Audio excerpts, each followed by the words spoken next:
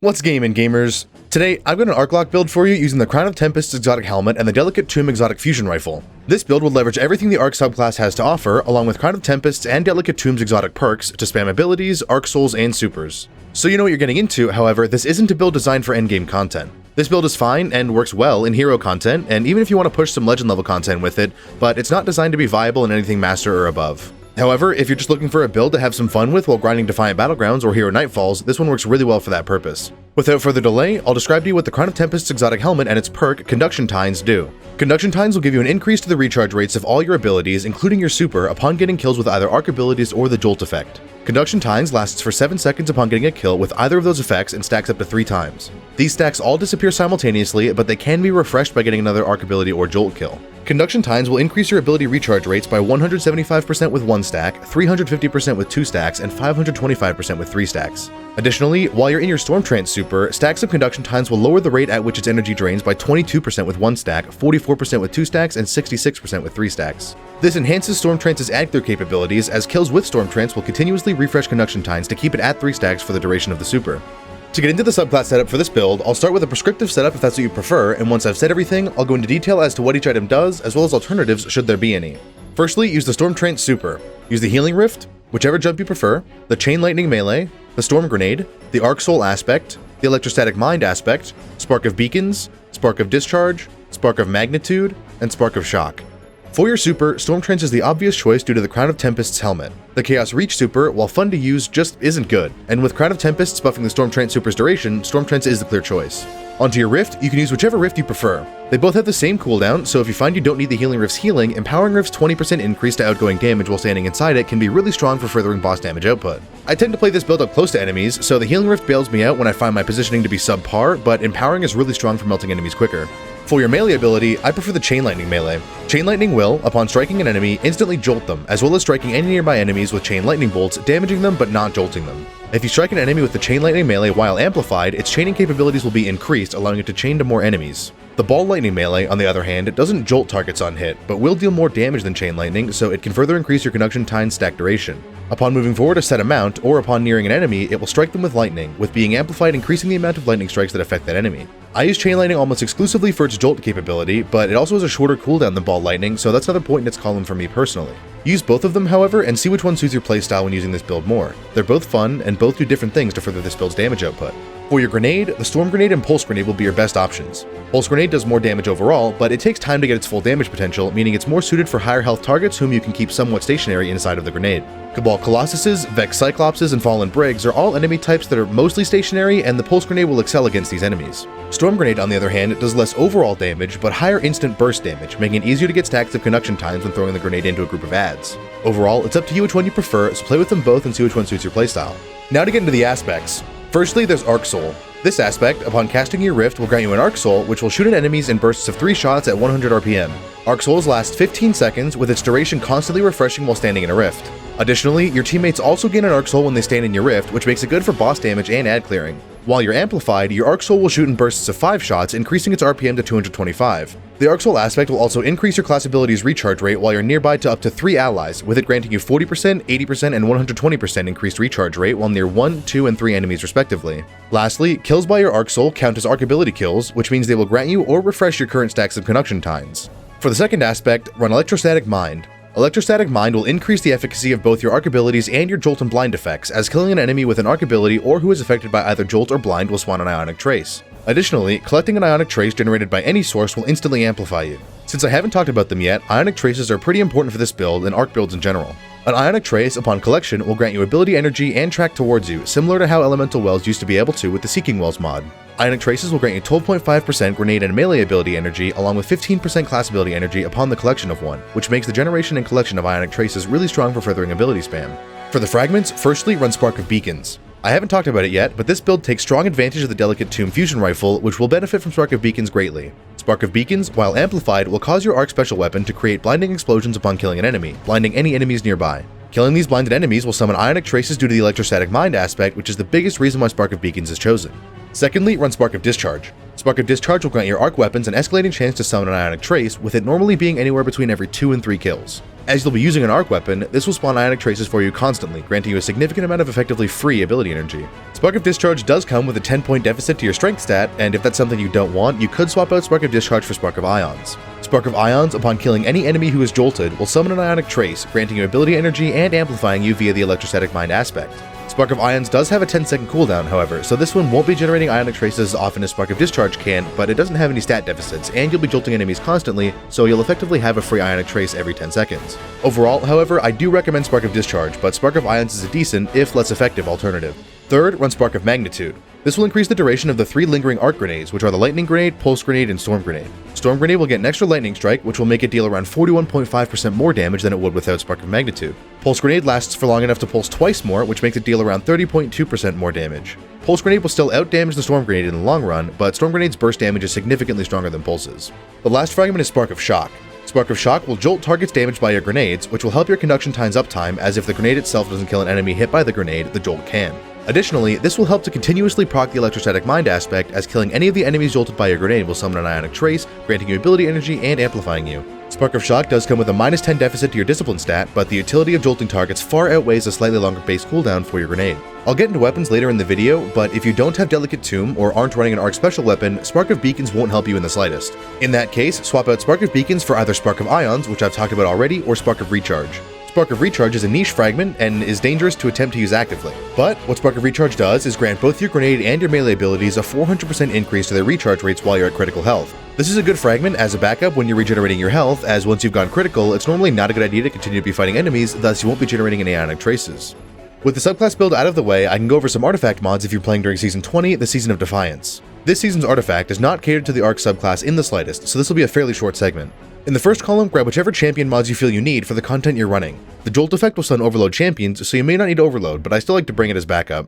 In the second column, grab the authorized mods for grenades. This mod will lower the cost of any armor mods that affect your grenades to a cost of 1 energy, allowing you to slot more mods into your armor. In the third column, run the Shadow Orbs mod. This mod will create an orb of power upon destroying an enemy's shield with the corresponding element damage the first time you destroy that shield. This does well to both increase your overall orb generation as well as the utility of your weapons. There aren't any mods in the fourth column that specifically synergize with this build, but I run the Allied Unraveling mod as I'm generally running a strand weapon in my kinetic slot, and this mod is good for increasing the damage output of any strand weapon. In the fifth column, grab the Prismatic Transfer mod. This mod will grant your teammates a 20% bonus to weapon damage for 10 seconds upon the casting of your super, so long as their subclass element differs from yours. This damage boost doesn't combine with most other damage boosts, like Radiant or Weapons of Light, but if those buffs aren't present, Prismatic Transfer is a good option to passively increase your teammates' damage output. With the artifact done, I'll now get into the armor build. First, I'll go over stat distribution. In the top 3 stat grouping of mobility, resilience, and recovery, spec into resilience and recovery equally, ignore mobility altogether.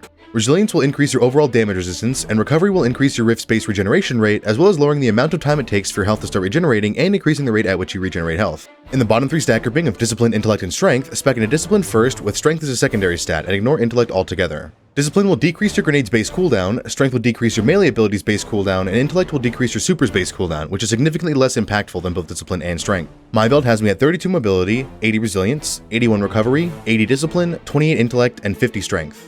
Onto the armor mods, I'll first put everything on screen as prescriptive setup if that's what you prefer, and once I've shown each mod, I'll get into detail about each armor piece and its mods, as well as any alternative options should there be any. On your helmet, slot 2 Ashes to Assets mods and 1 Harmonic Siphon mod. On your arms, slot 1 Firepower mod and 1 Grenade Kickstart mod. On your chest piece, slot a Charged Up mod and whichever resistance mods you want. On your legs, slot 1 Absolution mod, 1 Innervation mod, and 1 Invigoration mod. On your bond, slot 1 Bomber mod, 1 Outreach mod, and 1 Reaper mod. To get into detail, on your helmet, I generally run 2 Ashes to Assets mods and 1 Harmonic Siphon, but you can use any combination of those mods. Ashes to Assets will grant you extra super energy for getting kills with your grenades, and that can be useful for getting your super's energy up quickly, especially with how often you can throw grenades with this build. The amount of super energy gained from grenade kills will increase based on the amount of Ashes to Assets mods equipped. Harmonic Siphon will summon an orb of power upon getting multi-kills with your arc weapons, with the potency of said orb increasing based on the amount of Harmonic Siphon mods equipped. This season, with the Authorized Grenades mod, you can slot 3 Ashes to Assets if you want, and that can be really good for getting your super up quickly. If you find yourself getting kills with your arc weapons more often, bring 1 Ashes to Assets and 2 Harmonic Siphons to summon more potent orbs. It's up to you in what configuration you run your helmet's mods, so try out a couple of different things and see which works best for you. I usually run 2 Ashes to Assets and 1 Harmonic Siphon because Ashes to Assets super energy gain has diminishing returns when more mods are equipped, and I find my super regenerates fastest with the Harmonic Siphon as long as I'm collecting the orbs I'm generating. Onto your arms, firstly the Firepower mod. Firepower will summon an orb of power upon your grenade getting a kill on a 1-second cooldown. As both the Storm Grenade and Pulse Grenades last more than 1 second, you can get more than 1 orb per grenade thrown so long as the grenades get kills 1 second apart. Any kills gotten while this hidden cooldown is active will not summon an orb of power, but they also won't increase the cooldown. Next, the Grenade Kickstart mod. Grenade Kickstart will grant you grenade energy based on the amount of stacks of armor charge you have upon the throwing of your grenade. The amount of grenade energy refunded depends on the amount of armor charge stacks you have, and each Grenade Kickstart mod you have equipped acts as a stack of armor charge for the purposes of the refunded energy. With 1 charged up mod on your chest piece, this build can effectively have a maximum of 4 stacks of armor charge and the 1 Grenade Kickstart mod for a maximum refunded grenade energy of 37.7%. If you were to have 0 stacks of armor charge when throwing your grenade, the Grenade Kickstart mod itself refunds you 12.8% grenade energy instantly, which is still a significant boost to your grenade's energy and overall uptime. Lastly, because of the authorized grenades mod in the seasonal artifact, you can slot 1 more mod in your arms. Generally, I run a momentum transfer which will grant 20% melee energy upon dealing damage with your grenade on a 7-second hidden cooldown.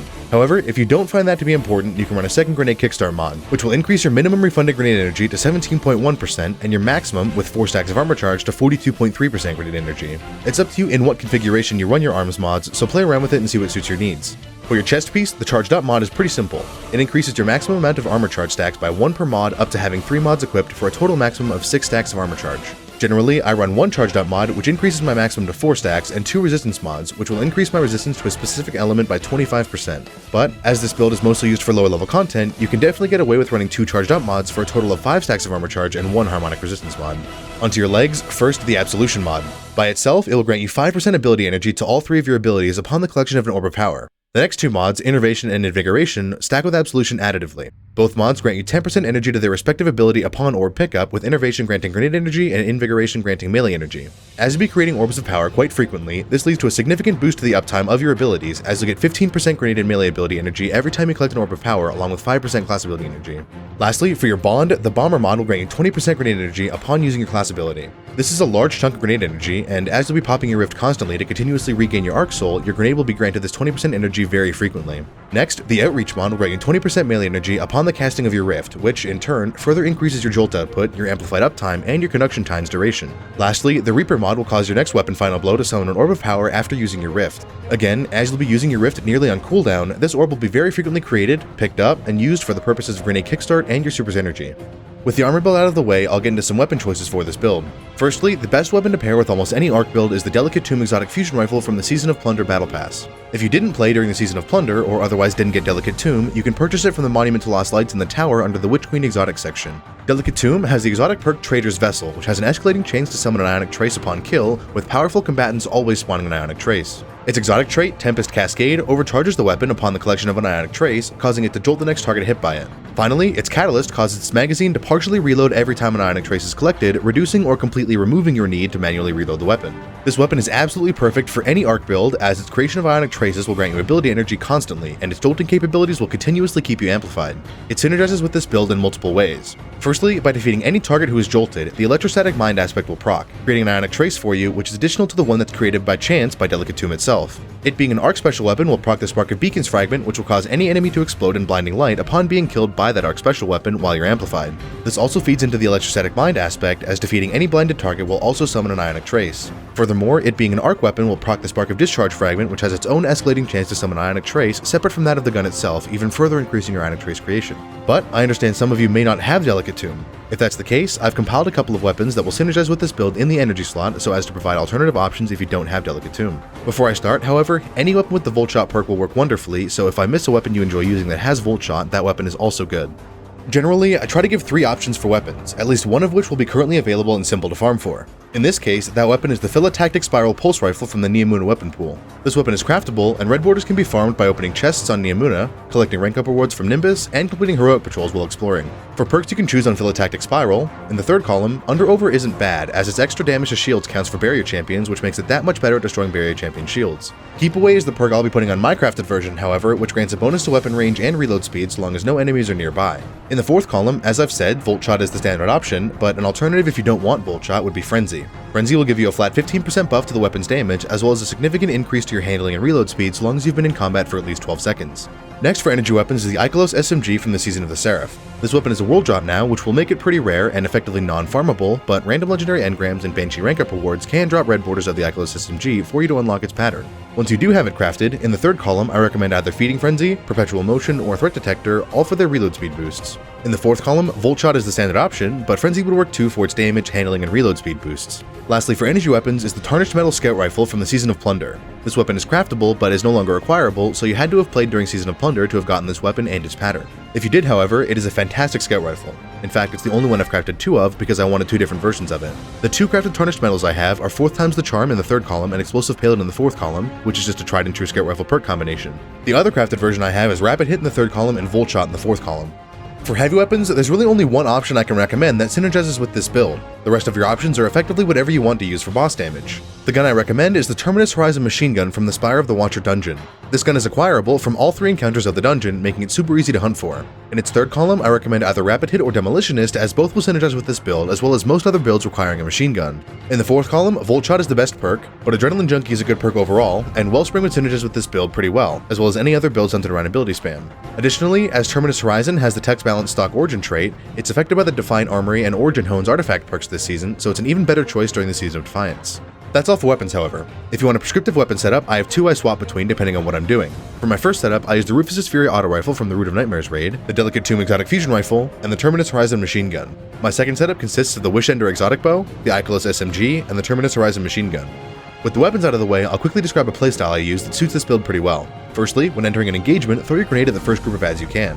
This will jolt targets and kill them, summoning an Ionic Trace for you, which will amplify you if the grenade itself getting kills doesn't. Once amplified, you can use your melee ability on an enemy, which will jolt the first target hit, as well as chain extra times to any other enemies nearby. Once both of these are done, use your Rift, granting yourself energy for your abilities, and let your amplified Arc Soul go to town while you do the same with your Arc weapons. Collect any orbs of power you spawn, which will grant you both ability and super energy, and keep that loop going until everything's dead.